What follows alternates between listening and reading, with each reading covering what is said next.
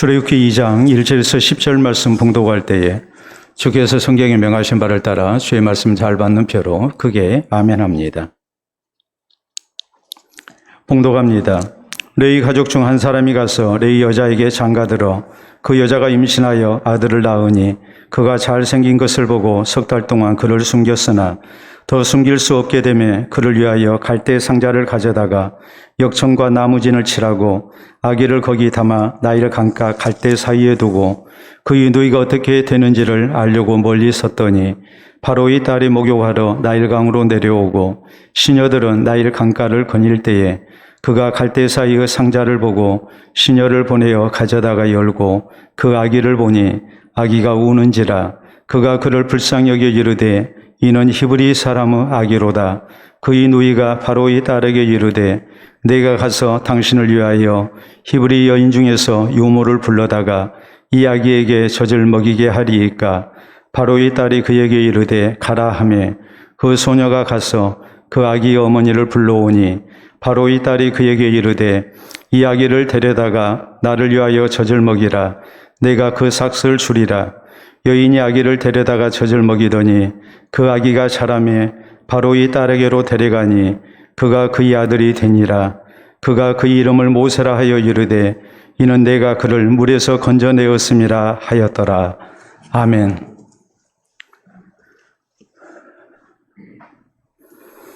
꽃의 색깔은 유전적 형질에 의해서 결정됩니다. 원래 빨간색 꽃은 빨간색 꽃이 핍니다. 노란색 꽃은 노란색 꽃이 피게 되어 있습니다. 빨간색 꽃에 씨를 심었는데 노란색 꽃이 피는 일은 없습니다. 원래의 유전적 형질을 따라서 정해진 색깔의 꽃이 피게 되어 있습니다. 그런데 꼭 그렇지만은 않습니다. 대표적인 것이 바로 이 꽃입니다. 우리가 사진을 보시게 되면 바로 우리가 잘 아는 수국이라는 꽃입니다. 다음 사진을 보시게 되면 저렇게 파란색 꽃이 피기도 하고 또 우리가 계속 보면 저렇게 섞여서 이제 피기도 합니다. 또 이어지는 사진들을 보면 다 저렇게 섞여서 이렇게 피고 있죠. 다음 사진 볼까요? 그 다음 사진도 역시 마찬가지입니다. 저런 식으로 이제 섞여서 피는 경우 혹은 빨간색 또 파란색 이런 꽃이 피는 것이 이제 수국입니다. 수국의 꽃 색깔은 유전적 형질보다는 토양과 비료에 따라서 결정되기 때문에 그렇습니다. 토양이 산성이면 파란색 꽃이 핍니다. 알칼리성이면 붉은색 꽃이 핍니다. 중성이 되면 흰색에 가까운 연두색 꽃이 핍니다. 그렇기 때문에 파란 수국을 보려면 흙에 명반이나 구연산을 조금 줘서 토양을 산성화시키면 됩니다. 그래서 우리가 화원에 가면 이런 것을 팔죠. 구연산이라는 겁니다. 혹은 구연산이 없으면 바카스나 이런 것을 사용해서 우리가 토양을 산성화시키면 거기에서는 파란색 수국이 피어나게 되어 있습니다. 붉은색이나 분홍색 수국을 보려면은 달걀 껍질을 이렇게 토양에 섞어서 이 토양이 산성화되는 것을 막으면 됩니다. 뿐만 아니라 파란 수국도 시간이 흐르면서 토양의 산성이 낮아지면 자연스럽게 연두색으로 변해갑니다. 또 붉은색, 분홍색 수국도 토양의 알칼리성이 낮아지면 연두색으로 점차적으로 변해가게 되어 있습니다. 이렇게 수국의 꽃 색깔은 선천적인 유전적 형질보다도 후천적인 토양의 산도나 재배 방식에 따라서 좌우됩니다. 마찬가지로 우리의 자녀들도 어떻게 양육했느냐에 따라서 그 인격과 또한 인생의 달라짐을 우리가 기억해야 합니다. 사람의 인격이나 인생은 처음부터 타고나는 것이 아닙니다. 분명히 그 사람을 형성하는 데 있어서 영향을 끼치기는 하지만 얼마든지 교육을 통해서 그 인격과 인생이 달라질 수 있다는 것 우리는 기억해야 합니다. 오늘 본문 성경은 이스라엘의 위대한 지도자인 모세가 태어나 양육된 과정을 우리에게 전합니다. 당시 이스라엘 백성은 애굽에서 노예 생활을 하고 있었습니다. 애굽 왕 바로는 이스라엘 백성들을 아주 무섭도록 탄압했습니다. 그리고 이스라엘 백성들의 번성을 막기 위해서 이스라엘 여인이 아들을 낳으면 나일강에 던져 죽게 합니다. 오직 딸만 살리게 했습니다. 모세는 바로 이런 때 태어났습니다. 그러나 모세의 부모는 태어난 아기를 죽이는 대신에 숨겨 기릅니다. 그리고 석 달 후에 더 이상 숨겨 기를 수 없게 됐을 때에 아기를 갈대 상자에 담아서 나일강 갈대 사이에 둡니다. 그래서 모세는 기적적으로 나일강에 목욕하러 온 바로의 딸에게 발견됐고 그 양자로 입적이 됩니다. 오늘 본문 6절에 보면 바로의 딸은 갈대 상자에 누워 우는 아기 모세를 보고 이는 히브리 사람의 아기로다라고 말을 합니다. 히브리 사람은 이스라엘 백성을 가리키는 말입니다. 그렇기 때문에 히브리 사람의 아기인 모세는 이때부터 애굽 왕인 바로의 딸의 양자가 되어서 애굽 궁중에서 자라나게 됩니다. 그가 자라나는 환경이 완전히 바뀌게 된 겁니다. 아주 어려서부터 애굽 왕자로서 애굽의 모든 학문과 지혜를 배웁니다. 겉은 히브리 사람이었지만은 속은 애굽 사람이 되는 교육을 그는 철저히 받았습니다. 그러나 여전히 모세는 히브리 사람이었습니다. 그래서 결국 모세는 나이 40살이 됐을 때에 하나님의 부르심을 받게 됐고 이스라엘의 위대한 지도자가 돼서 이스라엘 백성을 해방시키는 하나님의 사람으로 아름답게 쓰임을 받게 됩니다. 사랑하는 성도 여러분, 오늘은 어린이 주일입니다. 하나님께서 우리에게 허락하신 자녀들을 소중히 여기고 또 우리가 신앙으로 잘 양육해서 신실한 하나님의 사람 되게 하기 위한 그런 아름다운 다짐을 우리가 다시 한번 하나님 앞에 다짐하는 주일입니다. 그렇기 때문에 이 시간 우리 모두는 본문 성경을 통해서 모세가 어떻게 변함없이 하나님의 사람인 히브리 사람으로 자랄 수 있었는지, 그리고 하나님의 사람으로 그가 쓰임을 받을 수 있었는지 우리가 거기에 대해서 살펴봐야 합니다. 그래서 우리의 자녀들도 신실한 하나님의 사람으로 자라나고 또 하나님께서 귀하게 쓰시는 하나님의 사람이 되게 하는 것, 이 은혜를 우리가 누릴 수 있어야 합니다. 그러기 위해서 우리 모두는 자녀를 어떤 신앙자세로 양육해야 합니까? 우리는 첫째로 자녀는 하나님께서 세상에 보내신 하나님의 소중한 자녀인 것을 잊지 말아야 합니다. 1절로 2절에 보면 레위 가족 중 한 사람이 가서 레위 여자에게 장가들어 그 여자가 임신하여 아들을 낳으니 그가 잘생긴 것을 보고 석 달 동안 그를 숨겼으나라고 말씀합니다. 모세의 부모가 모세를 낳습니다. 그런데 그가 잘생긴 것을 보고 그래서 숨겨서 길렀다고 성경은 말씀합니다. 아기가 잘생긴 것을 봤다는 이 말은 단순히 아기가 잘생겼다는 말이 결코 아닙니다. 부모가 자식을 낳았을 때 부모 눈에 잘생기지 않은 자식은 하나도 없습니다. 모두가 다 예쁜 자식이고 소중한 자식입니다. 적어도 부모의 눈에는 새로 얻은 자식이 다 그렇게 보이게 돼 있습니다. 우리가 성경 히브리서 11장 23절에 보면 이 말씀이 지금 무슨 뜻인가를 우리에게 이렇게 설명합니다. 믿음으로 모세가 낳았을 때에 그 부모가 아름다운 아이임을 보고 석 달 동안 숨겨 왕의 명령을 무서워하지 아니하였으며 라고 말씀합니다. 모세의 부모가 모세를 얻었을 때에 이 일에 대해서 믿음으로 부모가 이렇게 모세가 태어나도록 했다라고 말을 합니다. 믿음 안에서 모세가 아름다운 아이라고 이렇게 받아들였다는 말입니다. 사도행전 7장 20절에는 또 이렇게 말씀합니다. 그때에 모세가 낳는데 하나님 보시기 아름다운지라 그의 아버지 집에서 석 달 동안 길리더니라고 했습니다. 하나님 보시기에 아름다운 아이였다고 이렇게 말씀합니다. 그렇기 때문에 이 모든 것이 무엇을 의미합니까? 그것은 모세의 부모는 모세가 태어났을 때에 운 나쁘게 어려운 시기에 원치 아니하는 아이가 태어났다고 생각하지 않았다는 말입니다. 태어나자마자 애굽왕 바로의 명령대로 나일강에 던져져서 죽어야 할 아주 운이 나쁜 아이라고, 불행한 아이라고 그렇게 생각하지 아니했다는 말입니다. 그보다는 모세의 부모는 이 아이는 하나님의 계획 가운데 세상에 태어난 아이라고 믿었습니다.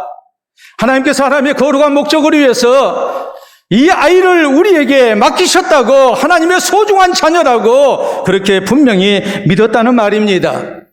애굽왕 바로의 노예가 아닙니다. 하나님의 자녀입니다. 부모 마음대로 할 수 있는 자녀가 아닙니다. 하나님께서 하나님의 뜻 가운데, 세상 가운데 보내신 하나님의 자녀라고 모세의 부모는 받아들였다는 말입니다. 믿음으로 모세가 태어나도록 했습니다. 믿음으로 이 아이를 하나님이 맡기신 하나님의 자녀라고, 소중한 자녀라고 받아들였습니다. 이 어려운 시대에 하나님께서 계획이 있어서 우리에게 하나님의 자녀를 보내주셨다고 모세 부모는 이 아이를 받아들였습니다. 그렇기 때문에 애굽 왕의 명령을 무서워하지 않습니다. 나일강에 던지지 않습니다. 목숨을 걸고 최선을 다해서 이 아이를 숨겨 기릅니다. 어떻게든 살리려고 애를 씁니다. 오늘 우리 성도가 자녀를 어떻게 이해하고 받아들여야 할 것인가? 우리가 다시 한번 우리 자신을 생각해야 합니다. 우리는 우리의 자녀를 신실한 하나님의 사람으로 양육하기 위해서 먼저 자녀에 대한 생각이 바로 되어야 합니다. 자녀는 하나님께서 세상에 보내신 소중한 존재인 것을 잊지 말아야 합니다. 부모의 소유가 아니고 하나님의 소유로서 하나님께서 하나님의 계획 가운데, 하나님의 뜻 가운데, 하나님의 아름다운 목적을 위해서 하나님께서 우리에게 이 자식을 맡겼다고 우리는 생각해야 합니다. 시편 127편 3절은 이렇게 말씀합니다. 보라, 자식들은 여호와의 기업이요 태의 열매는 그의 상급이로다. 자식에 대해서 하나님의 기업이라고 말씀합니다. 또 뭐라고 말씀합니까? 자식에 대해서 태의 열매는 그의 상급이라고 말씀합니다. 하나님께서 맡기신 기업된 자녀를 우리가 하나님의 뜻대로 잘 양육했을 때에 이 자녀를 통해서 하나님께서 우리에게 주시는 하나님의 상급이 있다고 이렇게 강조합니다. 우리 예수님은 어린아이들을 사랑하셨습니다. 사람들 앞에서 이 아이를 안고 안수하시고 축복하십니다. 어린 생명이라 할지라도 하나님께서 사랑하신다는 말이요, 귀히 여기시는 존재고 또한 영혼인 것을 우리 주님은 많은 사람들 앞에서 선포하셨습니다. 우리가 자주로 쓰는 어린이라는 말은 우리나라 어린이 운동의 선구자인 방정환 선생이 1922년에 만든 말입니다. 그 전에 우리말에 어린이라는 말은 없었습니다. 어린이라는 말은 어리신이라는 말입니다. 이라는 말은 존경의 뜻을 담고 있는, 그래서 높인 뜻 가운데에 이라는 말을 썼습니다. 어리신이, 이 말이 줄여서 어린이가 됐습니다. 그 전에는 어린이를 부를 때 이놈아 혹은 애새끼 이런 식으로 불렀습니다. 아이를 소중한 생명이라는 생각을 갖지 않았습니다. 어린아이들을 멸시했습니다. 귀찮다고 생각했습니다. 어른만이 필요한 세상이었고 어른만이 가치가 있는 세상, 그 세상이 바로 어린이라는 이 용어가 있기 전에 어린아이를 대하는 우리의 생각이었습니다. 근데 방정환 선생은 그게 아니라고 말합니다. 어린아이들이 얼마나 소중한 존재인가. 어린아이들이 우리의 뒤를 이어가는 미래 세대의 주인이 되어야 할 존재라는 것을 강조하면서 이 어린이들을 소중히 여기고 존중하고 사랑해야 함을, 잘 길러야 함을 어린이라는 용어를 통해서 강조한 것입니다. 얼마 전 미국에서 있었던 일입니다. 뉴저지주에 사는 캠벨 부부가 넷째 아이를 낳았는데 7시간 만에 양육권을 박탈당했습니다. 뉴저지주의 아동보호구에서 아기를 데리고 가버렸습니다. 그 이유는 그 전에 새 아이를 얻었는데 이 아이들에게 이름을 잘못 지어줬기 때문입니다. 그래서 뉴저지 아동보호구에서 법원에 제소를 했고 결국 법원의 판결이 부모로부터 아이의 양육권을 박탈하라는 결론으로 이제 판결이 됐습니다. 이들 부부는 독일의 독재자 히틀러를 존경한다면서 자녀 3명에게 히틀러와 관련된 이름을 지어줬습니다. 첫 아들에게는 아돌프 히틀러라는 이름을 지어줬고 둘째에게는 나치 구호가 들어간 이름을 지어줬습니다. 그리고 셋째는 나치 신위대장의 이름을 지어줬습니다. 자식을 온전히 부모의 소유로 본 것입니다. 부모 마음대로 해도 된다고 생각합니다. 그리고 독재자 히틀러의 이름을 이렇게 그와 관련된 이름을 지어줬기 때문에 결국 이로 인해서 부모의 자격이 없다고, 제소를 당했고 법원은 부모의 양육권을 박탈해버린 것입니다. 사랑하는 성도 여러분, 우리 역시 마찬가지입니다. 우리의 자녀를 부모 소유라고 생각해서는 안 됩니다. 하나님께서 하나님의 뜻 가운데에 이 세상에 보내신 우리에게 맡겨주신 하나님의 소중한 자녀라고 우리는 믿어야 합니다. 부모 마음대로 할 수 있는 생명이 아니라 하나님의 뜻대로 양육해야 할 생명이라고 우리는 믿어야 합니다. 그래서 우리의 자녀들이 신실한 하나님의 사람으로 자라나고 또 하나님의 계획 가운데 하나님의 뜻 가운데에 하나님의 영광을 위한 아름다운 사람으로 쓰임받는 은혜가 있기를 바랍니다.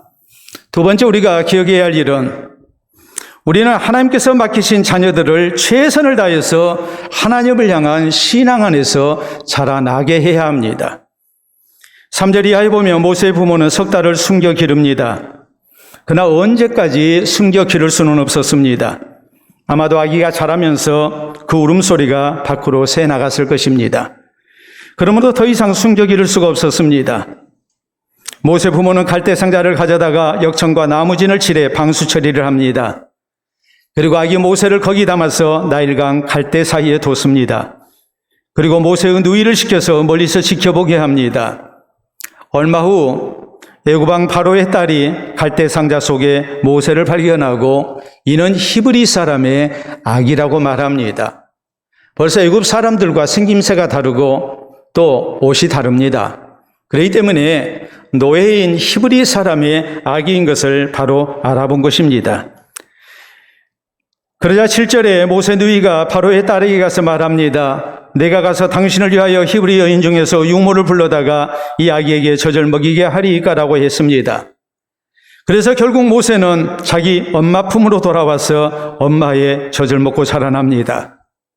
날강에 던져져서 죽임당해야 할 어린 생명이 합법적으로 그 생명을 보장받고 엄마의 품에서 자라나게 된 것입니다. 그리고 10절에 보면 모세는 젖된 후에 바로의 딸에게 인도됩니다. 일반적으로 이스라엘 사람들은 아기가 3살 될 때까지 젖을 먹입니다.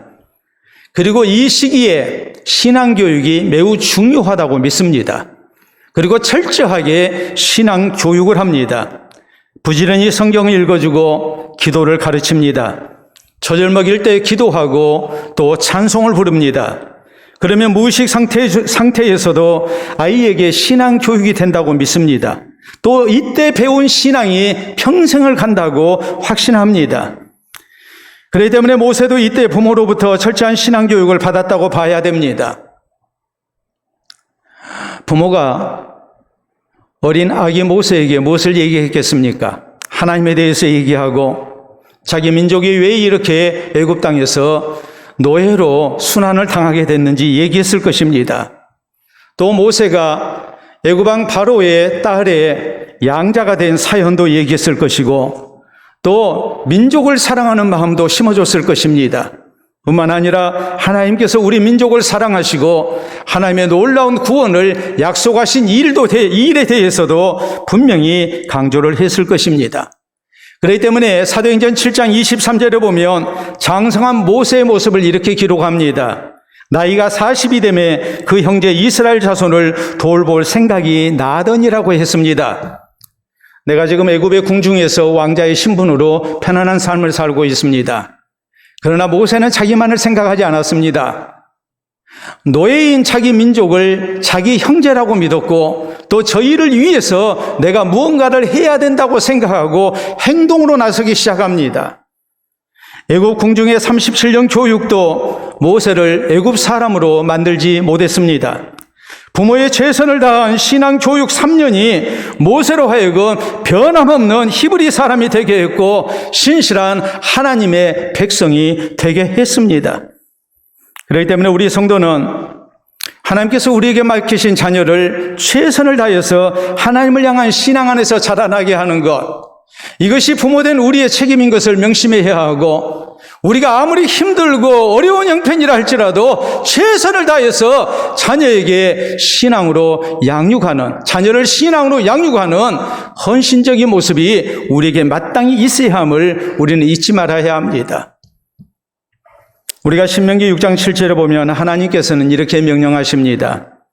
하나님의 말씀을 내 자녀에게 부지런히 가르치며 집에 앉았을 때이든지 길을 갈 때이든지 누워있을 때든지 일어날 때이든지 이 말씀을 강론할 것이며라고 했습니다.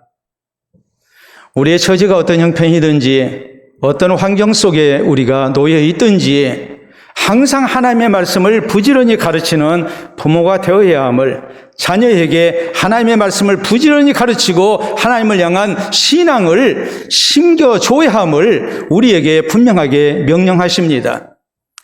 에베소 6장 4절에 보면 너희 자녀를 주의 교훈과 훈계로 양육하라고 우리에게 명령합니다.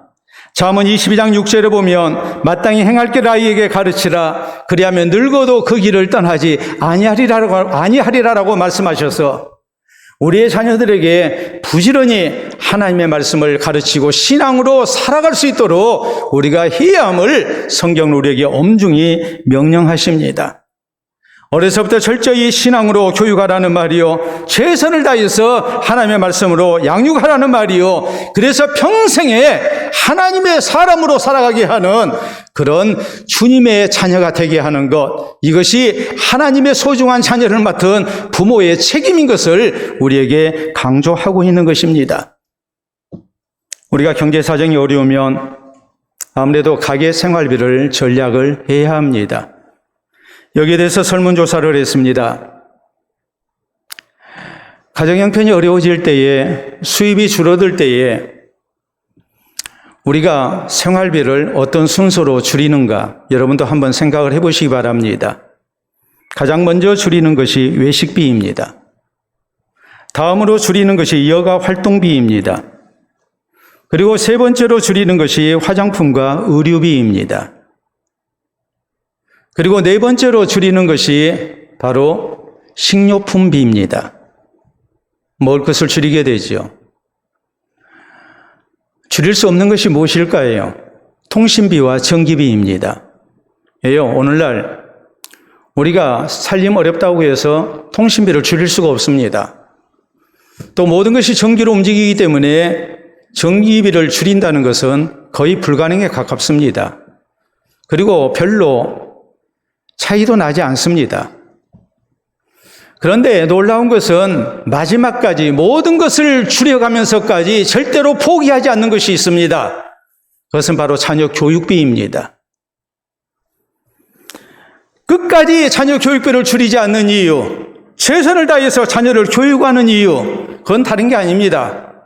자녀를 잘 교육해야만이 자녀에게 아름다운 장래가 있다고 믿기 때문입니다. 사랑하는 성도 여러분, 마찬가지입니다. 하나님께서 우리에게 맡겨주신 소중한 자녀들이 아름다운 장래가 있게 하기 위해서 하나님께서 사랑하시고 복주시고 귀하게 사용하시는 하나님의 사람 되게 하기 위해서 우리가 최선의 노력을 다해야 한다는 것을 잊지 말아야 합니다. 학교와 학원에만 빠지지 않게 노력해서는 안 됩니다. 교회에도 빠지지 않게 해야 합니다. 학교 학원에만 차로 데려다 주지 말고 집이 멀더라도 아이가 예배에 빠지지 않도록 힘써야 합니다. 성경도 어려서부터 가르쳐야 하고 부모가 함께 찬송하며 또한 기도하는 법을 가르쳐야 합니다. 헌금 생활도 가르쳐야 합니다. 자녀에게 신앙적 가치관과 인생관을 심어줘야 합니다. 자녀의 신앙 인격에 대해서도 우리가 관심을 가지고 교육해야 합니다. 자녀의 신체 성장에만 우리가 관심을 갖지 말고 지적인 성장에만 관심을 갖지 말고 우리 자녀의 신앙 성장에도 우리가 관심을 가져야 합니다. 최선을 다해서 하나님을 향한 신앙으로 자라나게 해야 합니다. 그래서 우리의 자녀들이 신실한 하나님의 사람으로 자라나서 또 하나님께서 이 시대를 위해서 붙드시고 귀하게 쓰시는 은혜가 우리 모두에게 있기를 바랍니다. 셋째로 우리가 하나님께서 우리에게 맡겨주신 소중한 자녀들을 신실한 하나님의 사람으로 양육하기 위해서 가져야 할 신앙의 자세는 무엇이겠습니까? 그것은 우리가 자녀를 위해서 기도할 때에 하나님께서 거기에 응답하시고 도우시는 은혜가 있다는 것을 믿는 것입니다. 3절에 모세 부모는 더 이상 아기를 숨겨 기를 수 없게 됐을 때에 갈대 상자에 담아 나일 강가 갈대 사이에 아이를 뒀습니다. 이때 모세 부모는 지금까지 최선을 다해서 석 달 동안 숨겨 길렀지만 더 이상 어떻게 할 수 없는 상황 속에서 자포자기하며 이 아이를 갈대 상자에 담아서 나일강에 띄우지 않았습니다. 하나님께서 우리에게 허락하신 자녀이기 때문에, 하나님의 아름다운 계획 속에 하나님께서 맡기신 자녀이기 때문에 부모로서 최선을 다했습니다. 그러나 이제는 더 이상 어떻게 할 방법이 없습니다. 그렇기 때문에 당연히 뭐 했겠습니까? 부모로 살 수 있는 최선을 다하는 가운데에 아이를 맡기신 하나님께 이 아이를 부탁하며 기도했을 것입니다. 그럴 때 하나님께서는 그 기도를 받으시고 아름다운 응답으로 역사하십니다. 우리가 5절에 보면 바로의 딸이 목욕하러 나일강에 있었습니다. 당시 기록에 의하면 애국 궁중에는 화려한 목욕탕이 있었습니다. 그럼에도 불구하고 대낮에 공주가 나일강에 목욕하러 나온 아주 중요한 이유가 있었습니다. 역사는 이렇게 기록합니다. 바로의 딸에게는 자식이 없었다. 그러므로 풍요의 신인 나일강 신에게 아들을 달라고 제사를 드릴 수밖에 없었다라고 얘기합니다. 제사 드리는 그때에 갈대 상자에 있는 아기를 발견합니다. 그러므로 당연하게 그렇게 믿습니다. 이 아기는 나일 신이 내 기도에 응답해서 주신 아들이라고 믿습니다. 그러므로 양자로 입적하는 겁니다. 왕인 바로의 명령을 거역합니다. 히브리 사람의 아기인 줄 알면서도 신이 주신 아들이라고 믿고서 양자로 받아들인 겁니다. 우리가 또 생각할 수 있는 것은 모세를 맨 처음 발견한 사람은 바로의 딸이었습니다. 만약 함께한 시녀들이 발견했다면 아마도 죽였을 것입니다. 혹은 내버려둬서 나일강의 악어의 밥이 되게 했을 것입니다. 6절에 보면 갈대 상자를 열었을 때 아기가 웁니다. 바로의 딸의 모성애를 자극합니다. 그 울음소리를 듣고 불쌍한 마음이 들었습니다. 7절에 보면 모세 누이가 바로의 딸에게 히브리 여인 중 유모를 불러다가 아기에게 젖먹이게 하리까 했을 때에 여기에 대해서도 흔쾌히 승낙합니다. 하나님의 놀라운 섭리가 아니면 도저히 설명할 수 없는 일이 연거푸 일어납니다. 그래서 결국 모세는 어려서 엄마 품에서 신앙교육을 받으며 자라날 수 있었습니다. 애국 궁중에서 왕자의 신분으로 또 이스라엘의 위대한 지도자가 될 수 있는 교육을 받습니다. 모세 부모가 자식을 위해 하나님께 간절히 기도할 때 하나님께서 그 기도에 응답하신 겁니다. 놀라운 섭리로 역사하시고 도와주신 결과였습니다. 오늘 부모된 우리 성도가 이 사실을 기억해야 합니다. 우리가 자녀를 위해서 부모로서 최선을 다하지만 우리의 경제적인 여건이나 여러 가지 형편이 뒷받침을 다하지 못할 때가 있습니다. 또 품 안의 자식이라고 자식 내 마음대로 안 되는 경우가 너무나도 많습니다. 특히 신앙 교육은 더더욱 그렇습니다. 부모의 신앙을 자식이 온전히 물려받는 것 결코 쉬운 일이 아닙니다. 여기 우리는 절망감을 느낄 때가 많습니다. 부모로서 내가 부족한 것이 아닌가라는 자괴감이 들 때도 있습니다. 그러나 우리는 기억해야 합니다. 내가 부모로서 최선을 다하고 더 이상 할 수 없는 상황 속에서 우리의 자녀를 하나님께 기도로 맡겼을 때에 거기에 하나님께서 응답하시고 역사하시고 도우심을 우리는 믿어야 합니다. 성경에 보면 믿음의 조상 가운데 한 사람인 야곱은 늘 자식을 위해서 하나님께 기도합니다. 자녀가 어렸을 때만 기도한 게 아니라 이 자식들이 장성해서 가정을 이루고 또 자식을 낳고 기를 때에도 이 야곱이 죽을 때에도 자손들을 위해서 기도합니다. 손자들을 위해서 기도합니다. 그 기도에 하나님께서 그대로 응답하십니다. 한나는 아들 사무엘을 위해서 하나님께 간절히 기도합니다. 3살 때까지 엄마의 품에서 기를 수 있는 자식이었지만 3살이 돼서 젖을 뗐을 때에 제사장에게 맡겨서 하나님의 사람으로 훈련받게 했습니다. 부모의 품을 떠난 자식입니다. 그러나 이 자식을 위해서 엄마인 한나는 늘 하나님께 기도했습니다.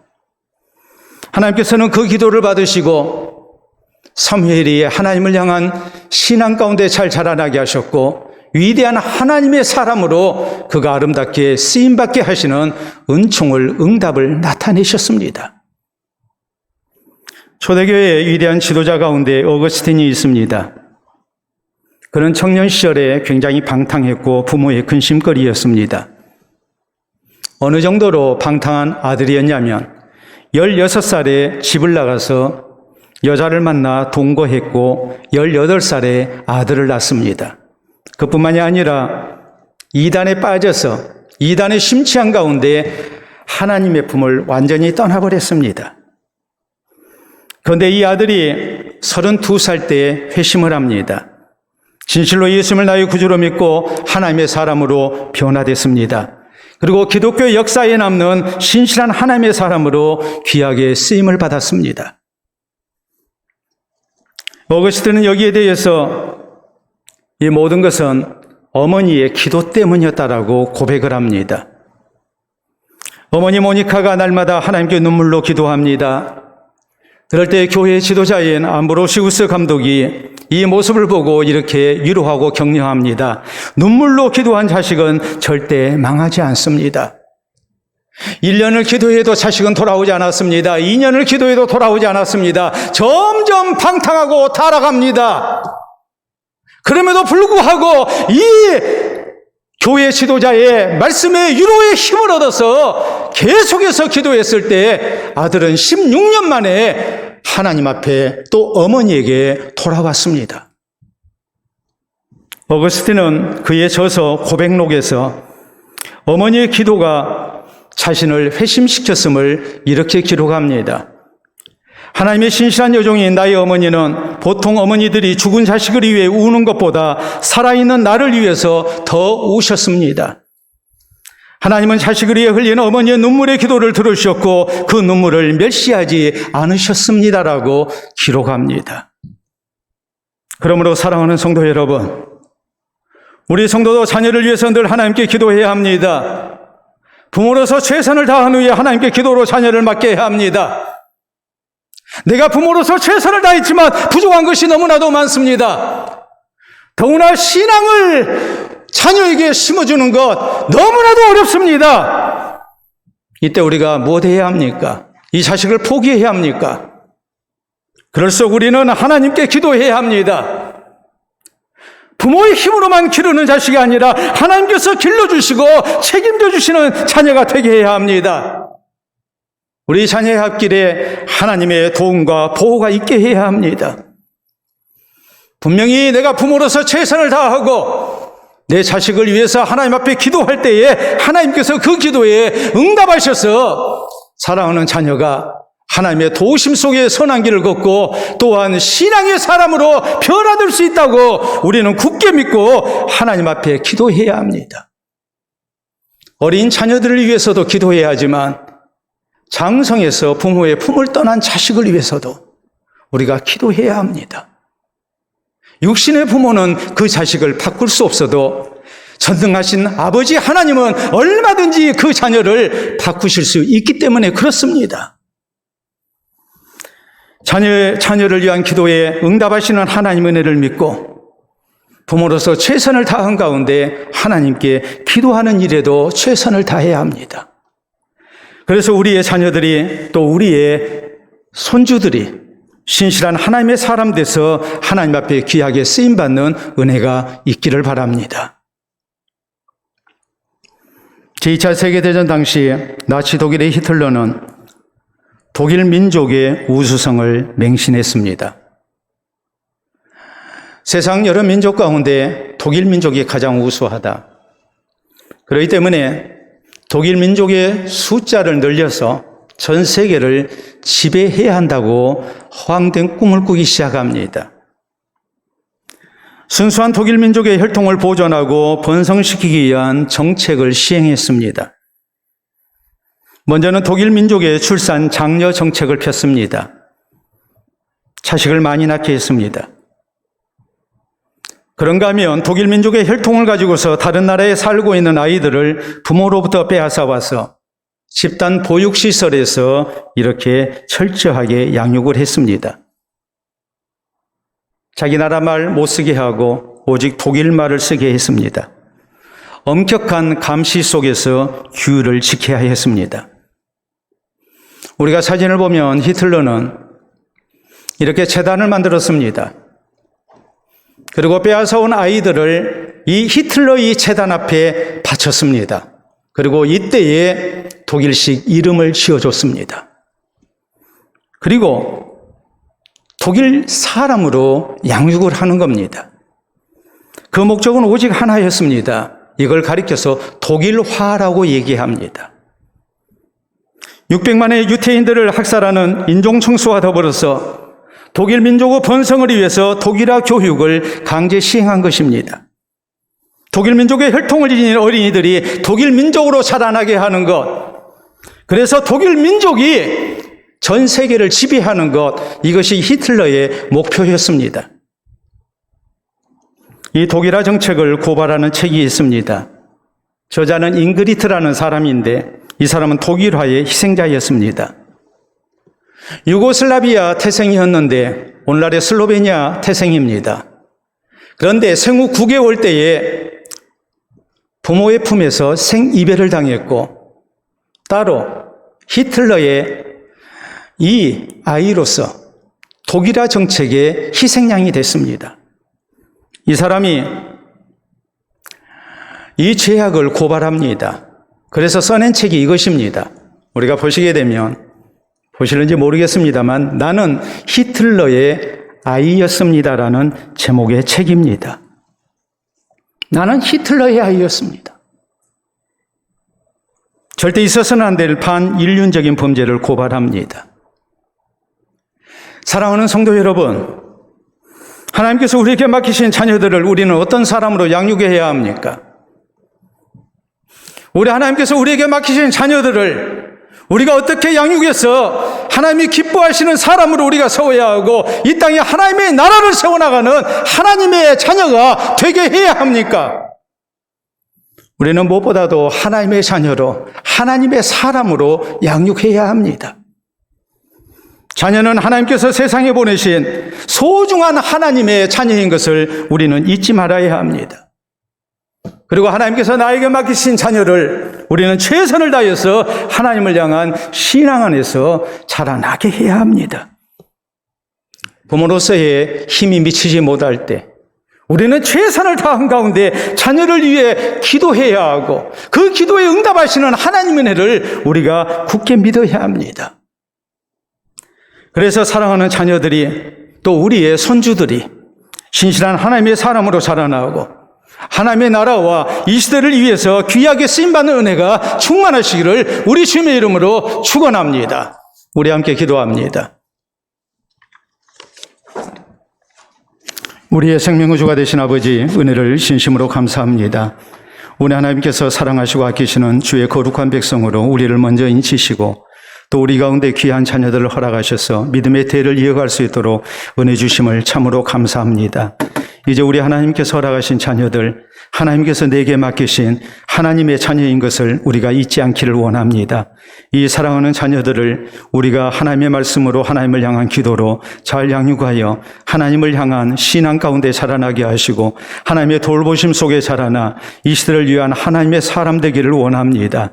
우리 하나님께서 우리의 기도를 받아주시고 사랑하는 자녀 손들이 신실한 믿음의 사람으로 잘 자라날 수 있도록 하나님 도와주시옵소서. 저희의 심령을 주장하시고 저희의 모든 것들을 주장하여 주시고 저희의 앞날을 주장하여 주셔서 우리 하나님께서 기뻐하신 길로 걸어가는 믿음의 자손들이 되게 하시고 하나님의 사람들 되게 하시고 우리 하나님께 기쁨 되게 하시고 이 세상 가운데 꼭 필요한 하나님의 사람들 되게 하시고 주의 교회와 또 하나님 나라 건설을 위하여 우리 하나님께서 세우신 믿음의 사람들 될 수 있도록 인도해 주시옵기를 원합니다.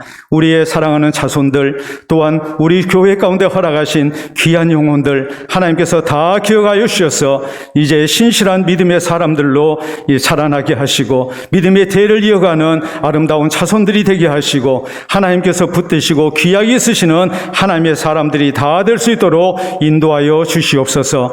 이 시간 이후에 있게 될 유아 세례 시기에도 하나님 함께 하시고 어린 생명들을 사랑하시고 복 주시며 하나님의 사람으로 인치시는 아름다운 은혜가 저희 가운데 있게 하여 주시옵소서. 감사하며 예수님 이름으로 기도하옵나이다. 아멘.